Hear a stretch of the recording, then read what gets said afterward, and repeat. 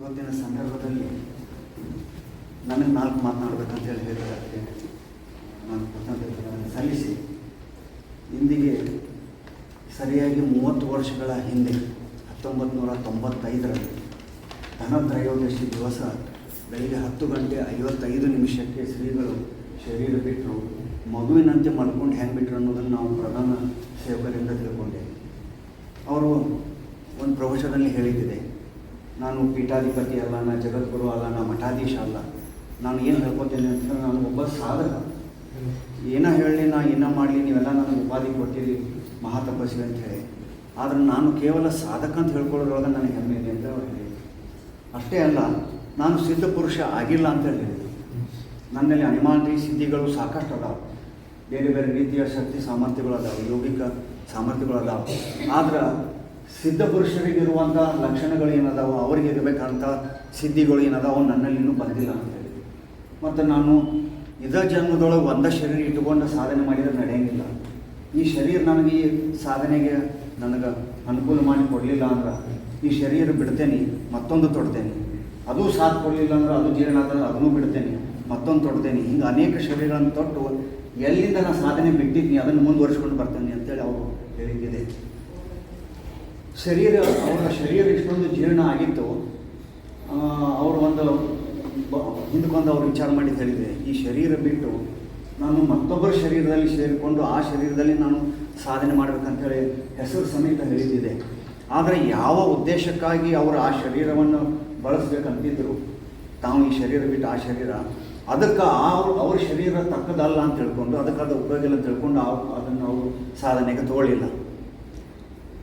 ಶ್ರೀಗಳು ಶರೀರ ಇಷ್ಟು ಜೀರ್ಣ ಆಗಿತ್ತು, ದೇವಾಲಯವನ್ನು ನಿರ್ಮಾಣ ಮಾಡಲೇಬೇಕಾಗಿತ್ತು. ನಿರ್ಮಾಣ ಮಾಡಬೇಕಂತಂದ್ರೆ ಅದಕ್ಕೆ ಯಾರು ಜವಾಬ್ದಾರಿಯನ್ನು ಹೊತ್ತಿದ್ರು ಅವ್ರಿಗೆ ಮುಂಚೆ ಹೇಳಿದರು, ನಾನು ಉದ್ಘಾಟನೆ ಟೈಮ್ನಾಗ ಅದೇನಿ, ಅದರ ಪೂರ್ಣ ಆದಮೇಲೆ ಅದರ ಆರಂಭೋತ್ಸವಕ್ಕೆ ನಾನು ಇರಂಗಿಲ್ಲ. ಅಂದರೆ ಯಾವಾಗ ಅವ್ರ ಶರೀರ ಬಿಡ್ತೇನೆ ಅನ್ನೋದನ್ನು ಅವರು ಕ್ರಮೇಣವಾಗಿ ಸ್ಪಷ್ಟವಾಗಿ ತಿಳ್ಕೊಂಡು ಬಂದಿದ್ದರು. ದೇವಾಲಯ ಕನ್ಸ್ಟ್ರಕ್ಷನ್ ಮಾಡಬೇಕಂತಂದ್ರೆ ಅವರ ಸೇವಕರು, ಪ್ರಧಾನ ಸೇವಕರು ಅಂದು ಇವರು ಶರೀರ ಬಿಡ್ತಾರಂತೇಳಿ ಸ್ವಲ್ಪ ವಿಳಂಬ ಮಾಡಲಿಕ್ಕೆ ಪ್ರಯತ್ನ ಮಾಡಿದರು. ಕೆಲಸಗಾರರಿಗೆ ನೀವು ಭಾಗವಹಿಸೋಕೆ ಹೋಗಿಲ್ಲ, ಒಂದು 4 ದಿವಸ ಸುದ್ದಿ ತೊಗೊಂಡು ಮನೆಗೆ ಹೋಗ್ರಿ ಅಂತ ಹೇಳಿದ್ರು. ಇನ್ನು ಕೆಲವೊಬ್ಬರಿಗೆ ರಾಮಮಠಕ್ಕೆ ಬಂದಿಲ್ಲ. ಈ ರೀತಿ ಬೇರೆ ಬೇರೆ ಉದ್ದೇಶ ಹೇಳಿ ಅದನ್ನು ಮುಂದೆ ಹಾಕಲಿಕ್ಕೆ ಸಾಕಷ್ಟು ಪ್ರಯತ್ನ ಮಾಡಿದರೂ ಕೂಡ ಶ್ರೀಗಳು ಬರಬಾರ್ದ ಸ್ಥಿತಿ ಬರಲಿಕ್ಕೆ ನಿಮ್ಮ ಮಾಡ್ತಿರಲಿಲ್ಲ ಹೇಳಂತೇಳಿ, ಇನ್ನು ಅವ್ರ ಮಾತು ನೀರು ಹೋಗಕ್ಕೆ ಬರಂಗಿಲ್ಲ ಅಂತೇಳಿ ಮಾತು ವೇಗದಿಂದ ಆ ಕಾರ್ಯಕ್ರಮವನ್ನು ಮಾಡಲೇಬೇಕಾಗ್ತದೆ. ದೇವಾಲಯವನ್ನು ಸ್ಥಾಪನೆ ಮಾಡಿ ಅಲ್ಲಿ ಅವರು ತಮ್ಮ ಪ್ರಾಣ ಶಕ್ತಿಯನ್ನು ಇಟ್ಟಾರೆ. ನಾವು ಯಾವಾಗಾದರೂ ಏನಾರೇ ಆಶೀರ್ವಾದ ಬಿಡ್ತಿದ್ರು ಅಂದ್ರೆ ಅವ್ರೇನು ಹೇಳ್ತಿದ್ರು, ಭಾಳ ಒಂದು ವಿಭೂತಿಯರೇ ತೊಗೊಂಬ, ಸಕ್ಕರೆ ತೊಗೊಂಬ, ಒಂದು ಹೂವಿನ ಪಕಳೇರೆ ಇಟ್ಕೋ ಅಲ್ಲಿ. ಅಂದರೆ ಒಂದು ಲೌಕಿಕ ವಸ್ತು, ಒಂದು ಭೌತಿಕ ವಸ್ತು ಅಲ್ಲಿ ಬೇಕಾಗಿತ್ತು. ಅವರು ಶಕ್ತಿಪಾತದಲ್ಲಿ ಅವರು ಎತ್ತಿದ ಕೈ, ಶಕ್ತಿಪಾತ ಯೋಗದಲ್ಲಿ ಶ್ರೀಗಳು ಎತ್ತಿದ ಕೈ. ಅಲ್ಲಿ ಏನು ಮಾಡ್ಯಾರಂದ್ರೆ ಒಳಗಡೆ ಕಾಂಪೌಂಡ್ ಒಳಗಡೆ ಎಲ್ಲಿಯೂ ಶ್ರೀಗಳ ಹೆಸರು ಇಲ್ಲ, ಫೋಟೋ ಇಲ್ಲ, ಏನೂ ಇಲ್ಲ. ಆರಂಭದಲ್ಲಿ ಅವರು ಸಾಕಷ್ಟು ಜನ ಕರ್ಕೊಂಡೋಗಿ ತೋರ್ಸ್ಯಾರ ಅಲ್ಲಿ ಏನು ಮಾಡಬೇಕಂತ. ಅದು ಯಾವಾಗ ಒಂದು ರೂಪಕ್ಕೆ ಬಂತು ಅದರ ನಂತರ ಅವರು ಎಂದೂ ಪ್ರವೇಶ ಮಾಡಲಿಲ್ಲ. ಕೇವಲ ಕಾಂಪೌಂಡ್ ಹೊರಗಡೆ ಅವ್ರ ಹೆಸರು ಇದೆ, ಅದರ ಪರಿಚಯಾತ್ಮಕ ಹಿಂದಿಯಲ್ಲಿ ಹೆಸರಿದೆ. ಯಾಕೆ ದೇವಾಲಯ ಕಟ್ಟಿಸಿದ್ವಿ ಅಲ್ಲಿ ಏನಿದೆ, ಅದನ್ನು ಬಿಟ್ಟು ಒಳಗಡೆ ಎಲ್ಲಿಯೂ ಅವ್ರದ್ದು ಯಾವುದೇ ಹೆಸರು ಇಲ್ಲ. ಕೇವಲ ಒಂದು ವಸ್ತುವನ್ನು ಮಾತ್ರ ಇರಲಿಕ್ಕೆ ಅವ್ರ ಅನುಮತಿ ಕೊಟ್ಟರು. ಅದು ಪರಮ ಧರ್ಮಚಕ್ರದಲ್ಲಿ ಅವರು ತಮ್ಮ ಪ್ರಾಣ ಪ್ರತಿಷ್ಠಾಪನೆಯನ್ನು ಮಾಡಿ ಅದನ್ನು ಮಾತ್ರ ಇರ್ಲಿಕ್ಕೆ ಕೊಟ್ಟಾರೆ.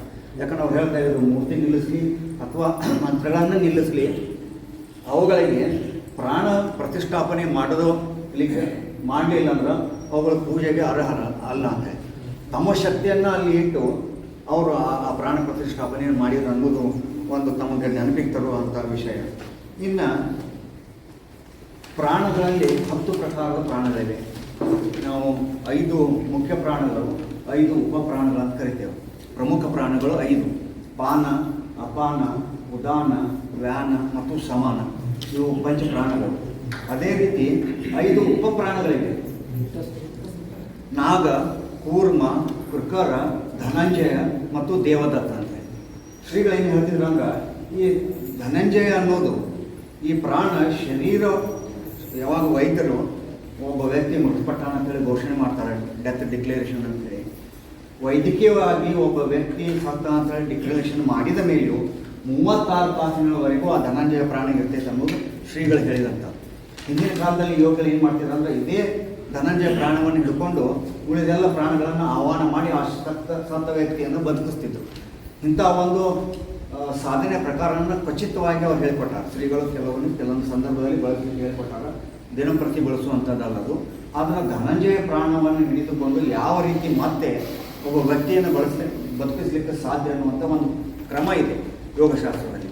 ಹಿಂದಿನ ಕಾಲದೊಳಗೆ ಏನು ಮಾಡ್ತಿದ್ದಾರೆ ಯೋಗಿಗಳು ಕಾಶಿ ಒಳಗೆ ಈ ಅಲ್ಲೇನೋ ಒಂದು ಶವವನ್ನು ವಿಸರ್ಜನೆ ಮಾಡುವಂಥ ಒಂದು ತೀರ್ಥ ಇದೆ, ಅಲ್ಲಿ ಬಂದು ದಾರಿ ಕಾಯ್ಕೊತ್ಕೊಂಡಿರ್ತೀವಿ.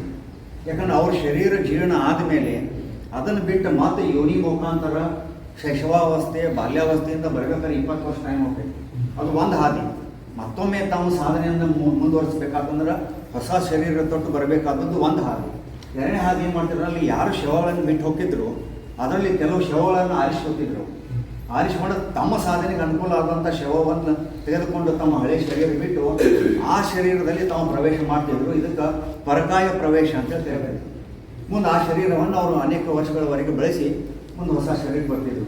ಶ್ರೀಗಳು ಏನು ಮಾಡಿದ್ರು ಅಂದರೆ ಈ ರೀತಿ ಮಾಡಲಿಲ್ಲ. ಅವರು ಹೊಸ ಶರೀರ ತೊಟ್ಟ ಬರಬೇಕು ಅನ್ನುವಂಥ ಒಂದು ಸಂಕಲ್ಪದಿಂದ ಇದೆ.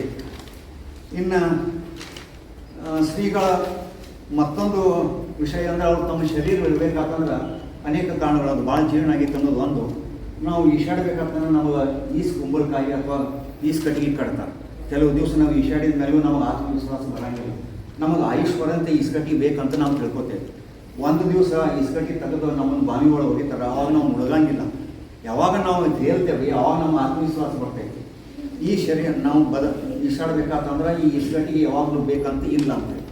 ಇದೇ ರೀತಿ ಶ್ರೀಗಳು ತಮ್ಮ ಶರೀರದ ಮೇಲೆ ಶಿಷ್ಯವೃಂದಕ್ಕೆ, ಭಕ್ತರಿಗೆ, ಸಾಧಕರಿಗೆ ವ್ಯಾಮೋಹ ಬರಬಾರ್ದು ಅಂತ ತಿಳ್ಕೊಂಡು ಆ ಶರೀರವನ್ನು ಬಿಡಬೇಕಾದದ್ದು ಮತ್ತೊಂದು ಕಾರಣ. ಅಂದ್ರೆ ಅವರು ಶರೀರ ಬಿಟ್ಟು ಅಥವಾ ಶರೀರದೊಂದಿಗೆ ಅದರಂಥ ವ್ಯತ್ಯಾಸ ನಮಗಿರಬಾರ್ದು. ಅದು ನಾವು ಮಾಡಬೇಕಾದಂಥ ಸಾಧನೆ. ಅಂಥ ಸಾಧನೆಯನ್ನು ಅವರು ಹೇಳಿಕೊಟ್ಟಿದ್ದಿದೆ. ನಮಗೆ ಎಳ್ಳಷ್ಟು ವ್ಯತ್ಯಾಸ ಇರಬಾರ್ದು. ಅಂದರೆ ಕೆಲವರಿಗೆ ಇದು ಖೇದದ ದಿವಸ, ಶರೀರ ಬಿಟ್ಟು ಶ್ರೀಗಳನ್ನು ಅಂತ ಒಂದು ದುಃಖದ ದಿವಸ. ಇನ್ನು ಕೆಲವರಿಗೆ ಯಾರು ಸಾಧನೆ ಮಾಡ್ಯಾರೋ ಅವರಿಗೆ ಇದು ಸಹಜ ದಿನ. ನಿಸರ್ಗದಲ್ಲಿ ಏನು ನಡಿಬೇಕು ಹಂಗೆ ನಡೀತಿದೆ. ಶ್ರೀಗಳು ನಿಸರ್ಗವನ್ನು ಎಷ್ಟೊಂದು ಗೌರವಿಸಿದರು ಮತ್ತು ಎಷ್ಟೊಂದು ಪಾಲಿಸಿದ್ರು. ಇಂಥ ಸಾಮರ್ಥ್ಯಗಳು ಇರಬೇಕಾದರೂ ಅವರು ವೈದ್ಯರು ಹೇಳಿದ್ದನ್ನು ಕೇಳ್ತಿದ್ರು. ಅವ್ರಿಗೆ ವೈದ್ಯರು ಸಾಕಷ್ಟು ಕಂಡೀಷನ್ ಇಟ್ಟಿದ್ರು, ನೀವು ಪ್ರವಾಸ ಮಾಡೋಂಗಿಲ್ಲ, ನೀವು ಪ್ರವಚನ ಮಾಡೋಂಗಿಲ್ಲ, ಓದಂಗಿಲ್ಲ, ಬರೋಂಗಿಲ್ಲ ಅಂತ ತಿಳ್ಕೊಂಡು ಸಿಟಿಗೆ ಲಾಸ್ಟಕ್ಕೆ ಹೇಳ್ಕೊತ ಬಂದರು. ಯಾಕಂದ್ರೆ ಆ ಶರೀರಕ್ಕೆ ಅಂಥ ಪರಿಶ್ರಮ ಮಾಡೋ ಸಾಧ್ಯತೆ ಇಲ್ಲ. ಮಾಣಿಕ್ಯಮ್ಮನವ್ರು ಕಳಿಸಿದ್ರು ಒಮ್ಮೆ ಕಾರ್ನಳ, ಅಂಬಾಸಡರ್ ಕಾರ್ನಳ ಸಂಜೆ 6-6:30 ಒಂದು 4 ಮಂದಿ ಬಂದಿದ್ರು. ಮಾಣಿಕ್ಯಮ್ಮನವ್ರು ಕಳಿಸಿದ್ರು, ಶ್ರೀಗಳನ್ನ ಕರ್ಕೊಂಬರ್ರಿ, ಅವ್ರ ಸಮಾಧಿ ಮಂದಿರ ಶಂಕುಸ್ಥಾಪನೆಗೆ ಅವ್ರನ್ನ ಕರ್ಕೊಂಬರ್ರಿ ಅಂತೇಳಿ ಶ್ರೀಗಳು ಹೇಳಿದ್ರು. ಈಗ ನಾನು ಡಾಕ್ಟರ್ ಆಗಿನದೇ, ನಾ ಅವ್ರು ಹೇಳೋದಂಗೆ ಹೇಳ್ತೀನಿ. ಸ್ವತಃ ನಾವು ಹೋಮಿಯೋಪತಿ ಡಾಕ್ಟರ್ ಆದರೂ ಸಹಿತ ವೈದ್ಯರೇನು ಹೇಳ್ತಾರೆ ಅಂತ ಕೇಳ್ತೀನಿ. ಅವ್ರು ಏನು ಬೆಳೀತವೋ ಅಂತ ತಗೋತೇನೆ. ಅದಕ್ಕೆ ಈಗ ನಾ ಪ್ರವಾಸ ಮಾಡೋದು ಬಿಟ್ಟೇನಿ, ನಾ ಇಲ್ಲಿಂದ ನಾನು ಆಶೀರ್ವಾದ ಮಾಡ್ತೇನೆ ಅಂತ ಹೇಳಿ ಕಳಿಸಿದ್ರು. ಮುಂದೆ ಒಂದು ಅಪರಾತ್ರಿ 12 ಗಂಟೆಗೆ ಮಾಣಿಕಮ್ಮನವರು ಸ್ವತಃ ತಮ್ಮ ಸಮಾಧಿಯ ಶಂಕುಸ್ಥಾಪನೆಯನ್ನು ತಾವೇ ಗುದ್ಲಿ ಪೂಜೆ ಮಾಡಿ ಆರಂಭ ಮಾಡಿದ್ದಿದೆ. ಅಂದರೆ ಶರೀರ ಅವ್ರು ಹೇಳಿದಿಷ್ಟೇ, ನೀವು ಈಗ ಶರೀರ ಬಿಡುವಂತಿಲ್ಲ, ನೀವು ಇಟ್ಕೊಳ್ರಿ, ನಂದು ಇನ್ನೂ ಕೆಲಸ ಇದೆ, ನಾ ಬರುತ್ತನ ನೀವೆಲ್ಲರೂ ಕೂಡಿ ಇದನ್ನು ಕಾವಲುಗಾರರಂತೆ ಕಾಯುವುದಷ್ಟೇ ನಮ್ಮ ಕೆಲಸ. ಶ್ರೀಗಳು ಒಂದು ಊರಿಗೆ ಹೋಗ್ಯಾರ, ಬರುತ್ತನ ಕಾಯುವುದಷ್ಟೇ ಅವ್ರು ಕೊಟ್ಟಂಥ ಕೆಲಸ, ಜವಾಬ್ದಾರಿ. ಅವರ ಉದ್ದೇಶ ಆದೇಶಗಳೇನಿವೆ, ಅವರ ಧ್ಯೇಯಧೋರಣೆಗಳಿವೆ, ಅವರ ಸಾಧನೆ ಬೋಧನೆ ಏನಿದೆ, ಅವರ ಸಾಹಿತ್ಯ ಏನಿದೆ, ಅದನ್ನು ಅದರಂತೆ ಇಟ್ಟುಕೊಂಡು ಮುಂದಿನ ಜನಾಂಗಕ್ಕೆ ತಲುಪಿಸುವುದು ನಮ್ಮ ಮೇಲಿರುವ ಜವಾಬ್ದಾರಿ. ಇದರೊಂದಿಗೆ ನನ್ನ 4 ಮಾತುಗಳಿಗೆ ಮುಂದೆ ಮಾಡಿ